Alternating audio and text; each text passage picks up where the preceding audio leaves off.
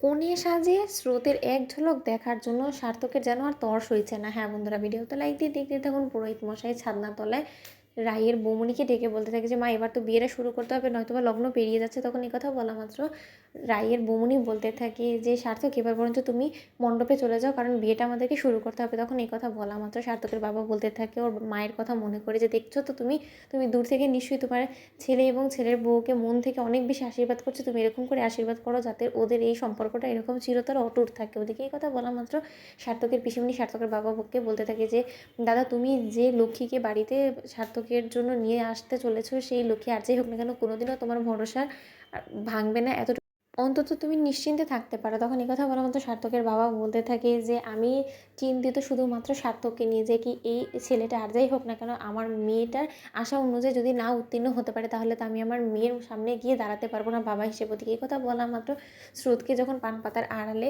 ছাদনাতলায় নিয়ে আসা হয়, ঠিক সেই মুহূর্তেই স্রোতকে সার্থকের সাত পাক ঘোরানো মাত্রই যখন স্রোতকে সার্থকের সামনে দাঁড় করানো হয়, ঠিক সেই মুহূর্তে স্রোতের বন্ধুরা বলতে থাকে যে স্রোত একদম কিন্তু আজকে এত সহজে স্যারের কাছে তুই ধরা দিবি না, এত সহজে কিন্তু পান পাতায় সরাবি না। তখন এই কথা বলা মাত্র সার্থককে সকলে মিলে বলতে থাকে যে কী রে সার্থক, তোর কি তোর নতুন বইয়ের মুখ দেখার কোনো রকম কোনো শখ নেই নাকি? তুই বলছিস না কেন স্রোতকে যে একবার স্রোত তুমি সরাও পান পাতাটা? তখন এই কথা বলা মাত্র সার্থক বলতে থাকে যে আচ্ছা কি এরকম তোমরা তো হেয়ালি শুরু করে দিয়েছো কেন বলো তো?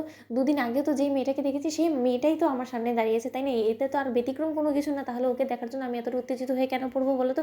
আর যাই হোক না কেন ওকে না দেখলেও আমার চলবে। ওদিকে এই কথা বলা মাত্র স্রোত বলতে থাকে যে স্যার আমি খুব ভালো করে বুঝতে পারছি যে আপনার যথেষ্ট পরিমাণে এই বিয়ের সকল আনুষ্ঠানিকতা নিয়ে বিরক্ত বোধ হচ্ছে, কিন্তু তা সত্ত্বেও আপনি এবং আমরা একইভাবে ফেঁসে গিয়েছি, যেখানে কিনা আমরা আর যাই হোক না কেন কোনো কিছুই কাউকে প্রকাশ করে বলতে পারবো না, কারণ তাহলে আমাদেরই পরিবারের সব থেকে বেশি আঘাত পাবে। ওদেরকে এই কথা বলা মাত্র সার্থককে দেখানোর জন্য যখন স্রোত পান পাতাটা সরিয়ে দেয়, ঠিক সেই মুহূর্তে কোণের সাজে সার্থক স্রোতের দিকে এক দৃষ্টিতে তাকিয়ে থাকে, বলতে থাকে যে সত্যকার অর্থে আজকে তোমার আরেক ভিন্ন রূপ দেখতে পেলাম স্রোত। আমি কোনোদিনও কল্পনাও করতে পারিনি যে তুমি কোণের সাজে এতটা সুন্দর লাগবে, সাক্ষাৎ লক্ষ্মী বলে তোমাকে মনে হচ্ছে। ওদিকে এই কথা বলা মাত্র স্রোত বলতে থাকে যে স্যার বর বেশে যে আপনাকে এতটা সুন্দর লাগতে পারে আমি সেটা কোনোদিনও কল্পনা করিনি, কিন্তু তা সত্ত্বেও আসলে আমার ভাগ্য বলতে হবে যে আপনার মতন একটা মানুষকে আমার জীবনসঙ্গী হিসেবে মাত্র 1 বছরের জন্য হলো অন্তত পাচ্ছি। তো ওদিকে এই কথা বলা মাত্র একে অপরের সাথে মালা বদল করার মাত্র যখন বিয়ে শুরু হয়ে যায়, ঠিক সেই মুহূর্তে রায়ের বৌমনি বলতে থাকে যে কি রাই তোমাকে এত অস্থির দেখা যাচ্ছে কেন বলো তো? তখন এই কথা বলা মাত্র রাই ওর বৌমনিকে বলতে থাকে যে জানো তো বৌমনি, স্রোতের যদি এখন বিয়েটা না শুরু হয়ে যেত না তাহলে অন্তত আমি একবারের জন্য হলে একটু হসপিটালে গিয়ে আসতাম। ওদিকে কথা বলা মাত্র রাইয়ের বৌমনি বলতে থাকে যে হসপিটাল কেন, কি হয়েছে, কোনো দুর্ঘটনা ঘটেছে নাকি? রাই বলো না, কেন এরকম করে বলছো না কেন বলো তো?